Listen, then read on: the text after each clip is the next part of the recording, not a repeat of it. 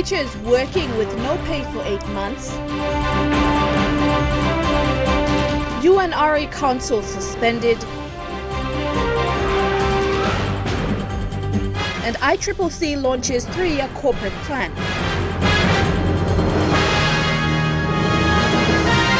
This is National MTV News with Helen Sayer. Good evening and thanks for joining me. This is Wednesday's news. 4 secondary school teachers of Hagen Secondary School in Western Highlands Province have been teaching without pay for 8 months. Despite completing all the process to be on payroll, they have not received any response from the Teaching Service Commission. School Principal John Mum is appealing to the TSC and the Education Department to speed up the process before the end of the school year. The 2 men and women teachers graduated from the University of Goroka with bachelors in education, and this year is their first year of teaching. School Principal John Mum, who spoke on behalf of the 4 off-camera, said the school has been paying the teachers 100 kina each per fortnight for 8 solid months. Mr. Mum said all necessary processes and paperwork that should be done has been completed, signed and sent to the Teaching Service Commission in Port Moresby and is still sitting there. The 4 teachers said they have been checking their colleagues from other schools and said the same issue is faced by their colleagues throughout the country. Mr. Mum said 3 years back the system was flexible, but today the Education Department and TSC are so tough, and even school principals find it difficult to address their staff's issues. He said that TSC and the Education Department need to address teachers' issues first to have a successful and quality learning institution. Mr. Mum said the teachers are lenient with the department and do not wish to consider legal actions, as it is against the labour law of the country to have an employee work without pay for over 3 months. Vasinata Yama, National MTV News, Mount Hagen. The council representatives at the University of Natural Resources and Environment have been suspended. The suspension was announced by the Higher Education Minister, who is expected to make new appointments. This follows a student boycott demanding the removal of the council over allegations of maladministration. Edwin Fidelis reports from Kokopo. A 3-week boycott at the university last month was rendered a success by the students following the announcement made on Monday. Last month, the students boycotted classes after they refused to accept the reappointment of Dr. Samson Laup as the Pro-Vice Chancellor Academic and Masi Fuawe as the Registrar, a decision that was made by the University Council. Upon council decision on Friday, without notifying us in any form of secular out to the students stayed away from classes and petitioned higher education to remove the university's council and revoke the reappointment of the 2 senior staff following past allegations of their involvement in ill administration. Their actions prompted the Secretary for Higher Education, Research, Science and Technology to visit the campus and had a meeting with them. The Secretary made assurance that appropriate actions will be taken based on their demands. The university's SRC President Florian Pai says they hope the decision made on Monday to suspend the council and the 2 senior staff will bring change to the university, something that the SRC President said the students have been longing to see over the years. Edwin Fidelis, National MTV News, Kokopo. After months of experiencing a decline of criminal activities in Lae, police have reported that there has been an increase in break-ins in the past weeks. Reports say large companies and residential areas are being targeted and that criminals have changed the way they commit robberies. Criminal activities declined since the launching of the Sector Response Unit and toll-free number this year. However, Lae police are now investigating these recent thefts.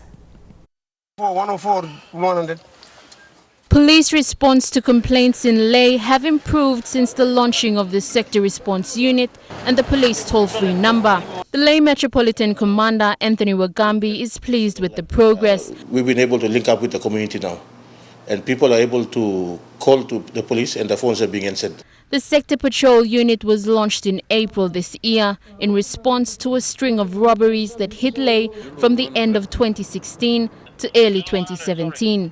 We're able to launch that Sector Patrol with the support of our Police Commissioner. 2 months later, the toll-free number was launched, giving residents better access to report incidents and lay complaints. It's proving to be a real success to us in the city. These effective methods of policing caused a decline in criminal activities within the city for the past months. In the recent weeks, however, there's been an increase in the number of break-ins that have been targeting major companies and residential areas. Wagambi says criminals have changed their methods of committing these crimes and have been breaking in the early hours of the morning, armed with factory and homemade firearms. Police are now investigating these incidents. Lucy Kopana, National MTV News, Leh.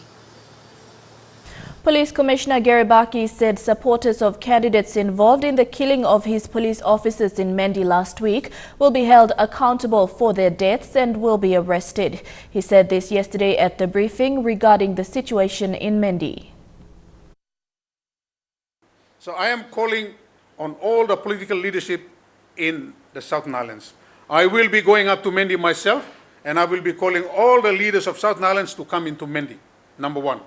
Number two, we know exactly who are the supporters of these candidates are, and they are the supporters of Pastor Bennett and Joseph Cobol. All right, these are the people that have been involved. I've given instructions to my police to find these people now.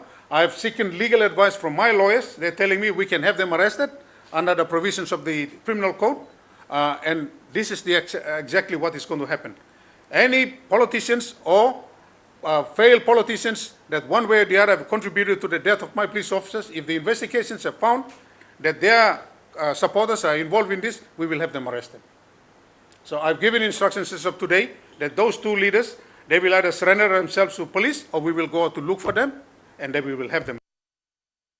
PNG Power Limited has advised that their Mendi business office is temporarily closed. On its social media page, PPL said this due to the civil unrest which they fear the safety and well-being of staff. The office will remain closed until the situation is calm. They will continue to maintain power supply in Mendi Town and parts of Southern Highlands Province. Meanwhile, operational staff are on standby to attend to urgent power supply issues. PPL is among other service providers who have closed their doors since the unrest occurred over the weekend. The Independent Consumer and Competition Commission launched its 3-year plan today. ICCC Commissioner Paulus Ain said the plan will cover all centres including regional centres. The first agenda of the plan is to look at regulating rentals in the country. The immediate term plan will take into account the operation of ICCC's regional centres. It will come up with controls in the areas of affordable housing, electricity charges, airline prices and the price of household staple, rice. Many of us rely on rental to, for places to live and put a roof over our heads and our families. And we like the free market to operate in a general sense. We want to allow free market activity. But I think in selected areas, maybe for interim arrangements, we can come up potentially with government intervention. And so in the first instance, we have to have the correct facts and figures. And so the ICCC, I've asked through our commissioner to look at the rental market starting in Port Moresby. And, is it reasonable? Is the private sector imposing upon us and our citizens, particularly in the housing market, rates that accrue to them a fair profit margin? ICCC CEO and Commissioner Paulus Ain says the plan outlines the training of staff and the updating of systems used by the consumer watchdog. The plan will not only look at the price of goods, but also the standards at which goods are produced and services are provided.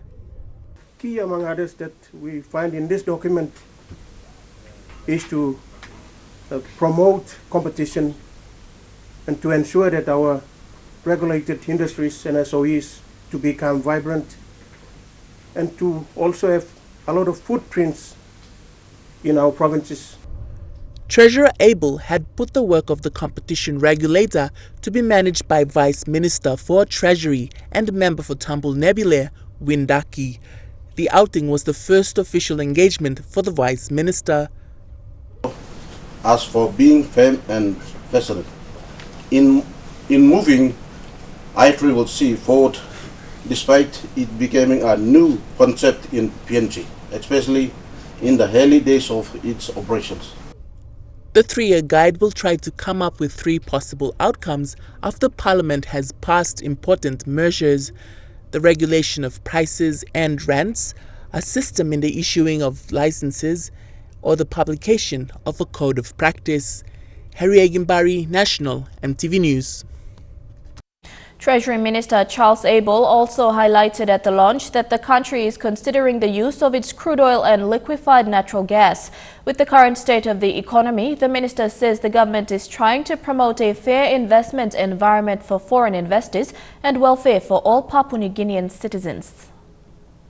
Electricity is also very, very important, and there's a number of initiatives also in the 100-day plan and beyond around electricity. In particular, how do we utilize our own crude oil through Napa Napa, our own refinery, to generate domestic fuel?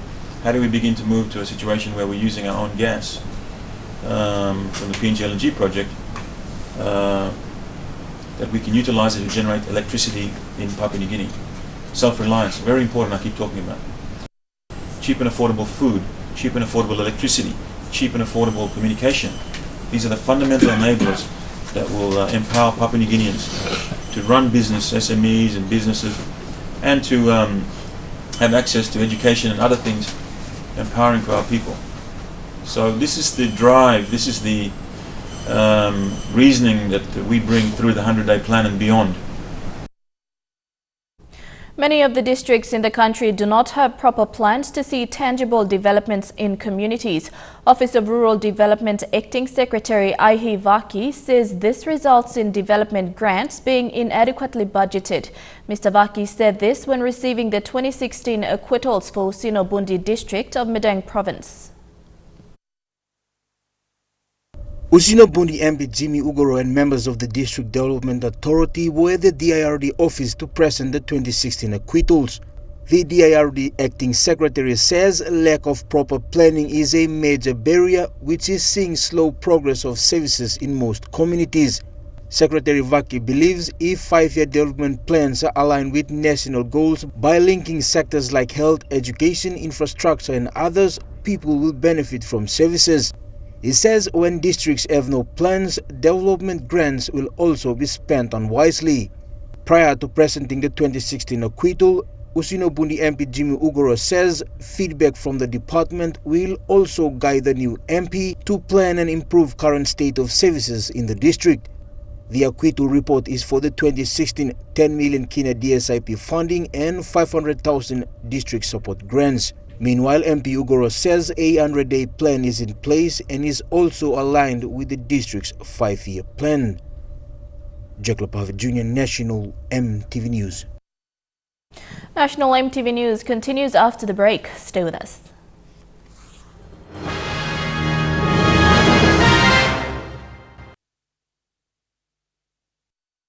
Welcome back.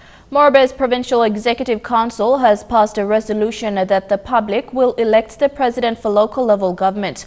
Morobe Governor Ginson Saunu said the LLG president's seat should be mandated by the people and not the ward councillors. Saunu said the decision made by the PEC would be passed to Provincial Affairs and the national government for approval.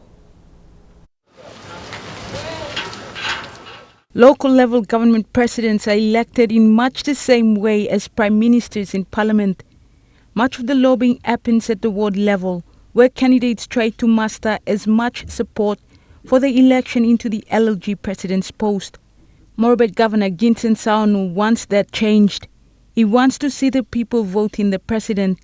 He argues the system is not visible, transparent and efficient. So he groups and people only give him mandate so that from the day one through to the 5 years term, I concentrate on making work long and as president so that I can fully and truly and safely serving people belong. Last week, the Morobe provincial government passed a resolution for representation to be made to Parliament to push for those changes. This could mean changes to current legislation, which could then trigger changes to how LLG elections are conducted throughout the country. I suppose our councillors mark him, and by plenty lobby come up, the inside lobby after the election, anything can happen. There has been mixed reactions to the Tutumang resolution. So mi played law. Plus, mi plamakin man right. We couldn't get a response from the Electoral Commissioner, Patalius Gamato, on the national effects of the resolution passed by Morbes PEC. Governor Saanu says the decision made by the PEC members would be passed to the Provincial Affairs and the national government for consideration. Julie Badui Owa, National MTV News, Leh. The Chief Inspector of Mines at the Mineral Resource Authority says the industry is experiencing a downward trend in its injury frequency and severity rate. Lave Michael says for more than 12 months, the industry has seen a decrease in the number of fatalities. Michael adds this also means the mines are now becoming safer today from more than 12 months ago. The Chief Inspector said this today during the Extractive Industries Emergency Response Challenge held at the National Maritime College in Medang.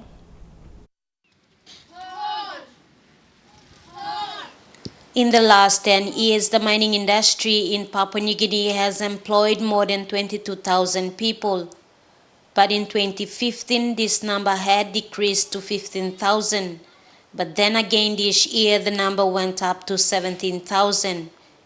Minerals Resource Authority Chief Inspector Lavi Michael says out of the number of people employed, more than 10% of this workforce are women. So we are an industry that is also encourages females to be employed, even though we are one of the most hazardous industries in the world. Michael adds safety is an integral part of the mining industry. The mining industry in Papua New Guinea has become one of the safer industries in the country.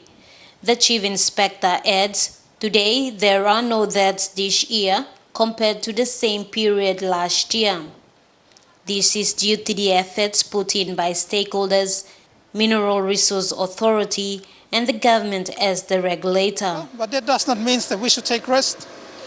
And I have also informed my inspectorate, and I continue to persuade them that now we have to push more and seek higher standards. And I know that some of our big mines have been incidents or injury-free for more than a month, and if they have done it, then they have demonstrated that we can still do better.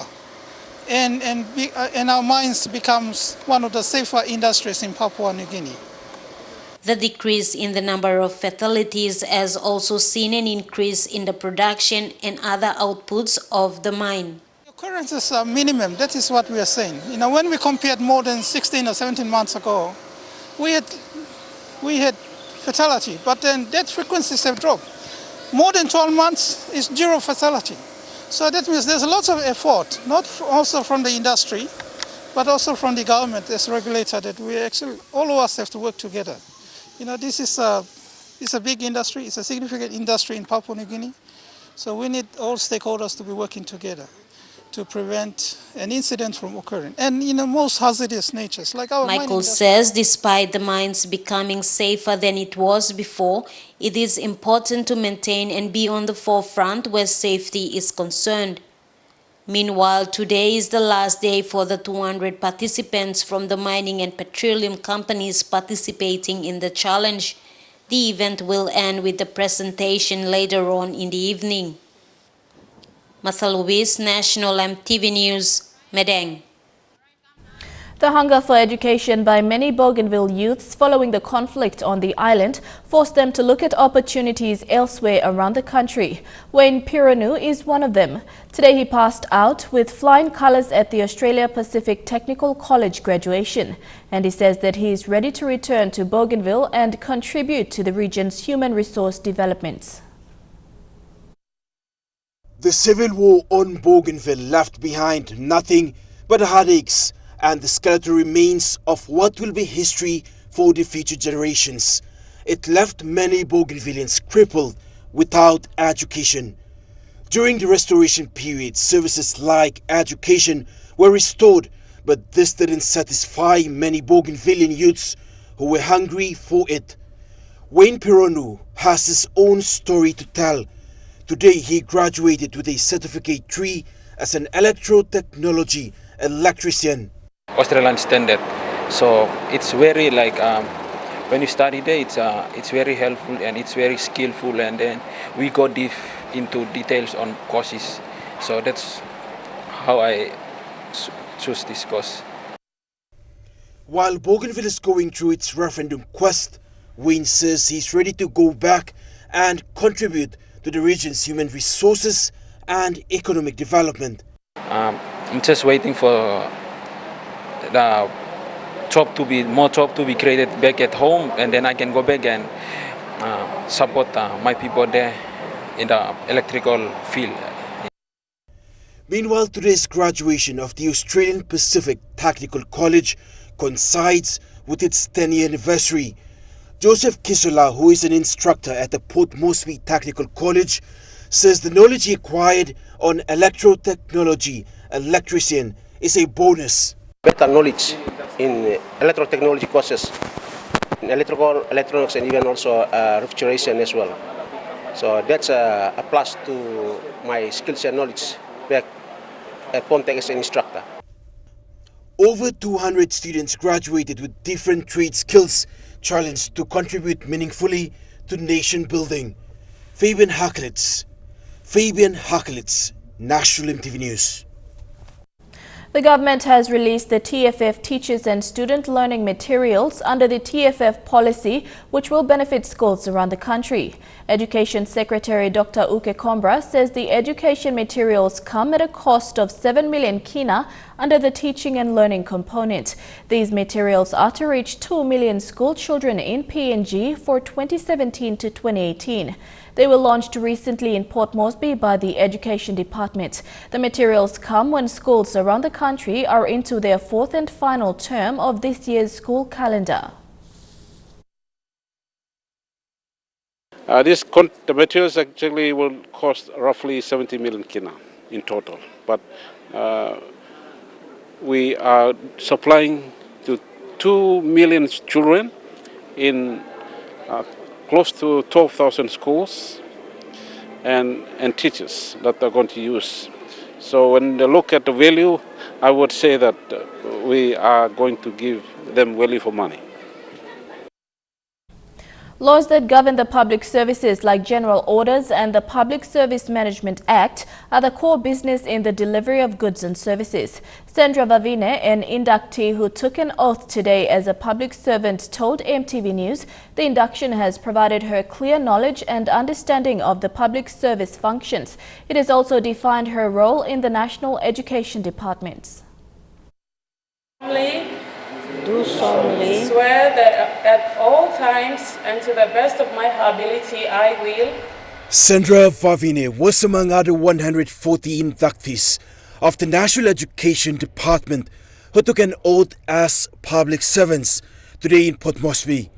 As a 2014 graduate from Divine Word University with a bachelor's degree in mathematics and computer science, she got employed by the National Education Department the following year.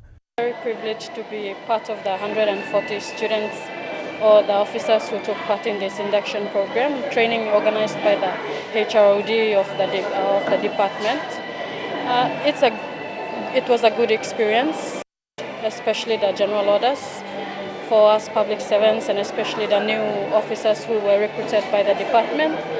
They went through with us and we had a fair idea of how we should conduct ourselves as public servants.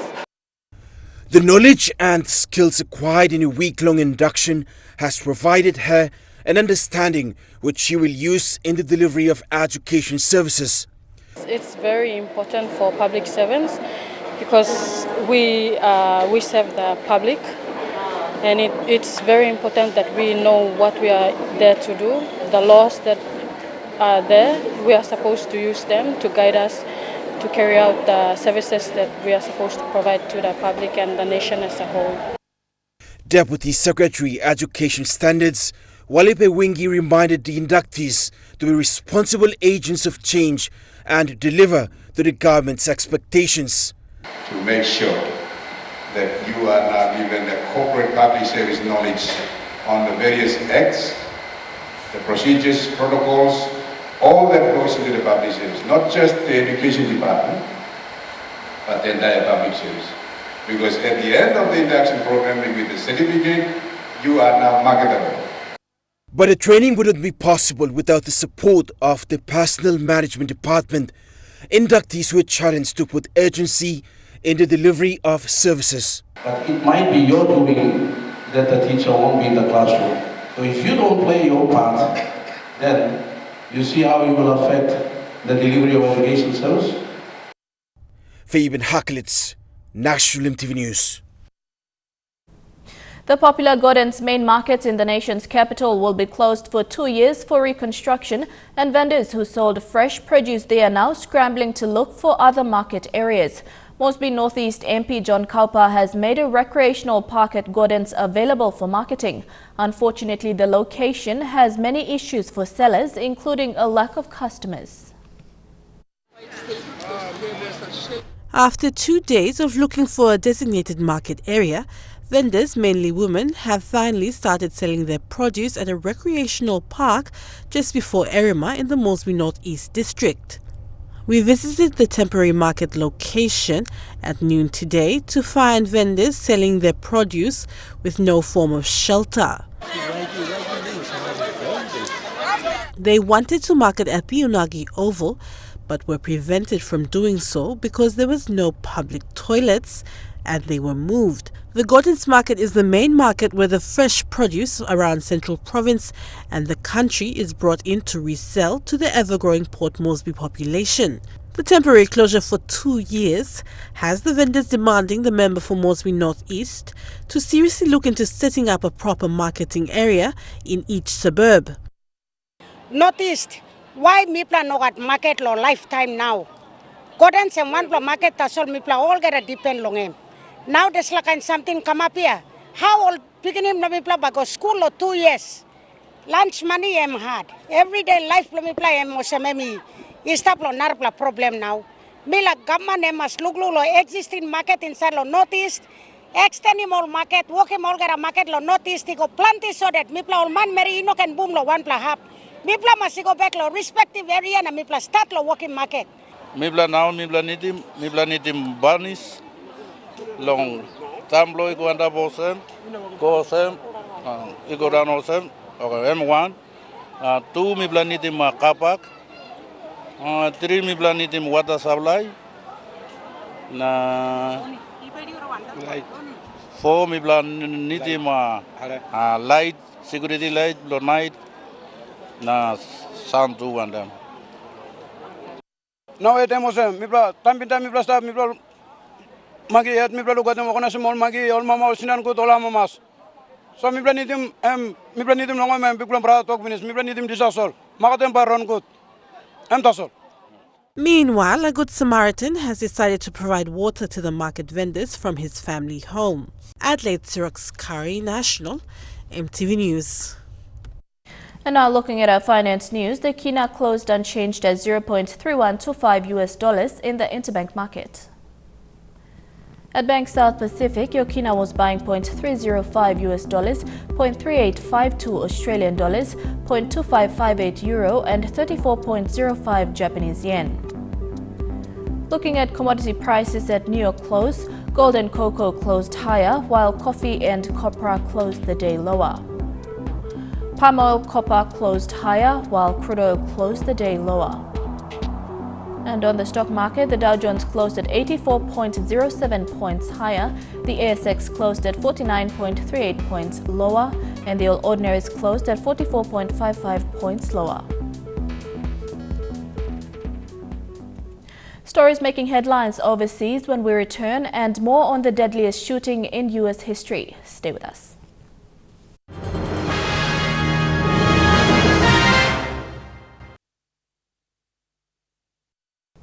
Welcome back to the news. Turning overseas, Las Vegas police are uncovering evidence of a carefully planned attack by shooter Stephen Paddock. Officers have also revealed the wealthy retired accountant opened fire for 9 minutes. He killed 59 people. A search of that hotel room has discovered detailed sniper notes written by Stephen Paddock. 23 guns were found, some automatic, designed to kill as many people as possible. The investigation on the deadliest shooting in the modern U.S. history has not been able to work out why Paddock carried out the attack. Paddock is now dead, and police are searching the hotel room on the 32nd floor of the Mandalay Bay, which had become his armoury. At a news conference, police revealed that Paddock had set up cameras. There was cameras located outside of the room and inside of the room, along with the firearms. So what do we know about Stephen Paddock? The 64-year-old was a former accountant who'd invested in property and was a serious high-stakes gambler. But he had no criminal record. He lived in this house in the quiet town of Mesquite, 80 miles from Las Vegas, with his partner, Mary Lou Danley. His father was a bank robber who, while on the run from the authorities, was described by the FBI as a psychopath with suicidal tendencies. The president, on his way to Puerto Rico and who'll be visiting Vegas tomorrow, had this to say about Paddock. He was a sick man, a demented man. A lot of problems, I guess, and we're looking into him very, very seriously, but we're dealing with a very, very sick individual. But any review of gun law seems a long way down the line, if it will happen at all. Meanwhile, more details are emerging about the massive arsenal that Paddock had assembled. Some came from this shop in Utah. Average, everyday Joe Blow. Nothing stood out. You know, it was just a normal timing for him to come in. He was talking how he was new to the area, kind of visiting all the firearms stores in the area. Last night, normal people did what normal people do in the face of such tragedy. They came together to commune, to remember those killed and injured. America has been here many times before, and in all likelihood will be here again. There may never be answers for those who lost their loved ones on the Malaysian Airlines flight MA370 that disappeared in 2014. Australian investigators have delivered the final report into the missing aircraft, which could not conclude what happened. MH370 disappeared on the 8th of March 2014, carrying 239 people. The largest search in aviation history lasted 1,046 days, and we still don't know where the Boeing 777 is. This is one of the world's greatest tragedies, and we so wish that we had been able to recover this aircraft and those that lost their lives on board. The initial search covered several million square kilometres using ships and aircraft. Then underwater, the Australian Transport Safety Bureau searched around 120,000 kilometres of ocean floor. Sonar imagery spotted more than 600 areas of interest. Of those investigated and eliminated, 4 turned out to be shipwrecks. Bits of debris have washed up on Indian Ocean Islands and the East Africa coast, helping investigators, who now say they have a better idea than ever of where MH370 is, identifying 25,000 square kilometres for any future search. The report also confirms information 60 Minutes received from a leaked Malaysian police report. An acknowledgement that the first officer's phone, the other bloke in the cockpit's mobile phone, registered with the phone tower at Penang Airport. It suggests the possibility of a sinister hand in the cockpit. US President Donald Trump is in Puerto Rico to assess the damage by Hurricane Maria, but his comments on the ground has outraged many living on the island. There's never been a presidential visit to a disaster zone quite like this one. At a church in San Juan, President Trump tossed paper towels to hurricane victims as if he were playing basketball. There's a lot of love in this room. Sitting right next to Puerto Rico's governor, he touted the death count as if he were keeping score. If you look at a real catastrophe like Katrina, and you look at the tremendous hundreds and hundreds and hundreds of people that died, what is your death count as of this moment? 17? 16 certified. 16 people certified. 16 people versus in the thousands. You can be very proud. And even as he talked up the federal recovery effort, the whole team has been amazing. The president couldn't help bringing up the high cost. I hate to tell you, Puerto Rico, but you've thrown our budget a little out of whack. Also in the room, the mayor of San Juan, who the president has slammed relentlessly on Twitter for saying Puerto Rico needs more than it's getting.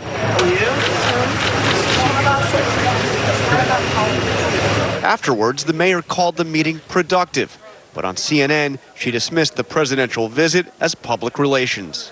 Rather than commander-in-chief, he sort of becomes miscommunicator-in-chief. But not far from there, we met up with Hector Garcia. He had no idea the president was on the island, but he tells us he's happy he's here.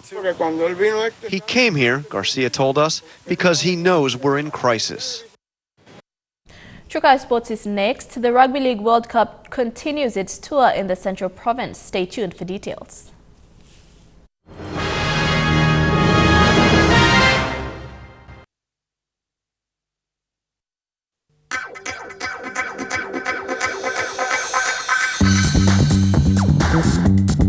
Trukai Sports.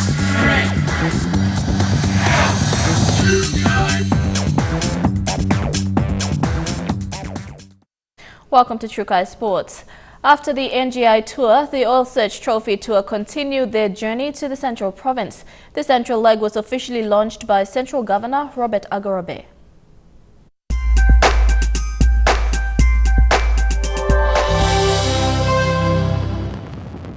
After a 5-hour drive along the Magi Highway from Port Moresby, the trophy arrived at Kelerakwa village before being transported on a dinghy to Kupiano Station for the launch of the Central Province leg of the tour.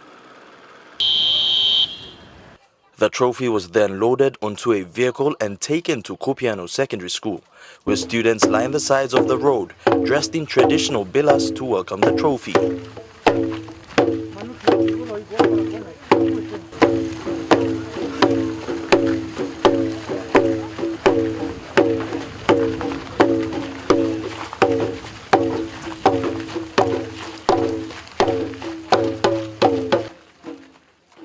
The trophy was then carried into the school. Kupiano CEO Trevor Tararao welcomed Oil Search and the Paul Berrier Trophy to the area. This cup coming here is very important, very historical. Once it is being broadcast that the cup has come here, it will put our district in the spotlight. So is the secondary school that it has come to Kupiano School. So we should all put our heads together for such an historical event coming to the district. Oil Search Communications Manager Ruth Warm thanked the people of Kupiano for welcoming the trophy into the area.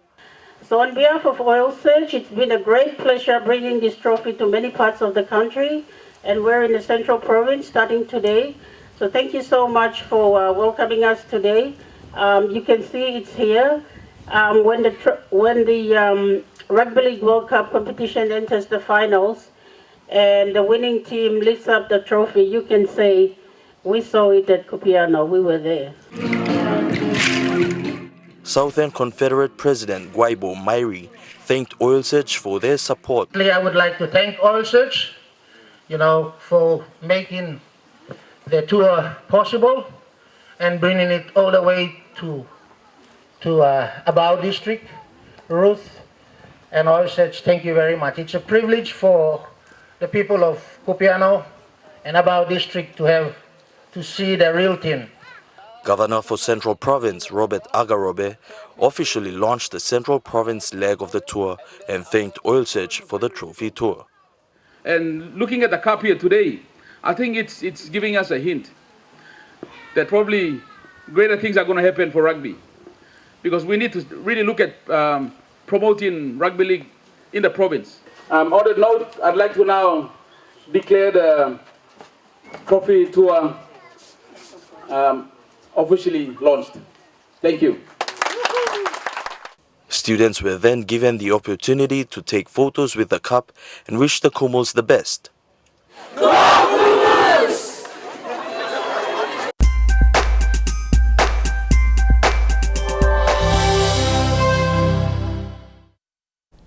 A final 23-man PNG LNG Kumal squad was named today at the Oil Search National Football Stadium. The squad includes 10 Hunters players, with skipper Aze Boas as vice-captain for the 2017 Rugby League World Cup campaign.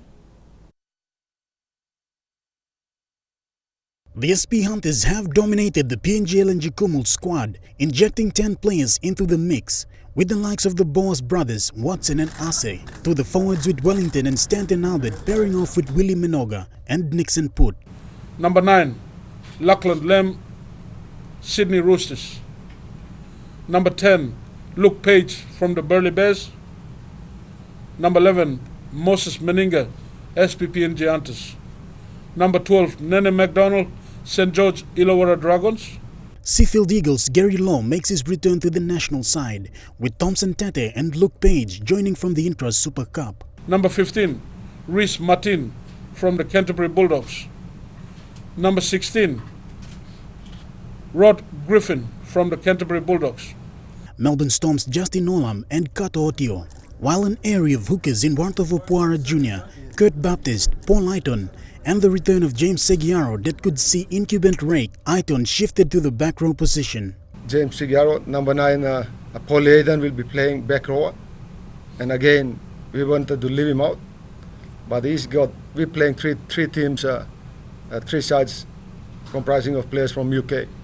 He'll have a better idea of all those players, all those teams from both sides, so we need his experience in sides. Missing out is Tommy Butterfield and Rabbitohs winger Alex Johnson, who pulled out due to injury. Yeah, no, we're confident this is the best team we got, and also you got a good mix of young and experienced players there.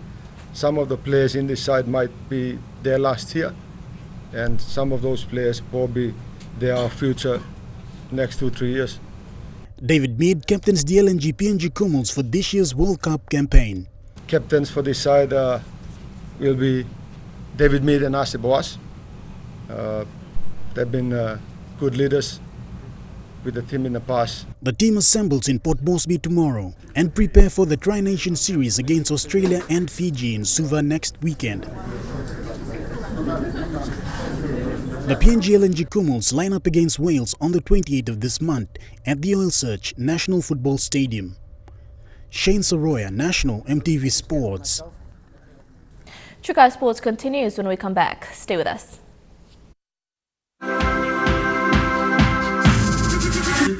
Trukai Sports. Welcome back to Trukai Sports. It is now down to the wire as top 6 teams in the Easy Loan POM AFL competition prepare to battle for the top spot this Saturday. The competition will be played in 3 different grades: women's, reserves and senior grades. Starting off with the women's final, Lamana Dockers will take Concept Koboni, while in the reserve grade, Oilmin Kokofas will battle against Lamana Dockers, and in the senior division, Lamana Dockers will play against the Concept Koboni. The grand final will take place this Saturday at the Colts Oval and starting at 10 a.m. The All Blacks have arrived in South Africa. They have been getting into swing of things at the Rugby Championship clash against the Springboks. Meanwhile, the South African media have continued to talk about the All Blacks. This time, Dave Cole was forced to brush off praise over his renowned running game.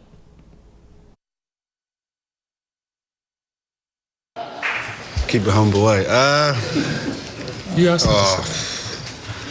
I'd rather be renowned as a front rower first, but mate, it's like I said, I don't shy away from having a go with the ball in hand, and if people probably actually say I'm a bit of more of a winger, which is probably an insult because it means you're just hanging on the wing most of the time. And Trukai Sports ends there. The weather details when we come back.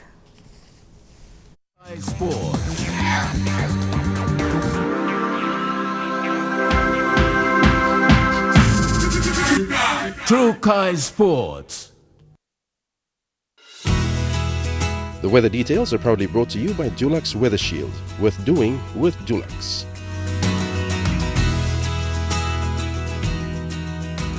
Your weather forecast for tonight in the southern region: mostly sunny, becoming partly hazy at times in Port Moresby, mostly sunny and partly cloudy in Daru, mostly fine, then brief showers in Kerma, and becoming cloudy with few showers in Alotau and Popondetta. In the Momaster region, cloudy with few showers in Lae, mostly fine although cloudy in Medang, becoming cloudy with few showers in Wewak, and mostly fine apart from a shower or 2 in Vanimo. In the New Guinea Islands region, mostly fine although cloudy in Lorengau, brief showers in Kavieng, Kokopo and Rabaul, cloudy with some showers in Kimbe, and becoming cloudy with few showers in Buka. And in the Highlands region, morning fog clearing, then cloudy in all centres.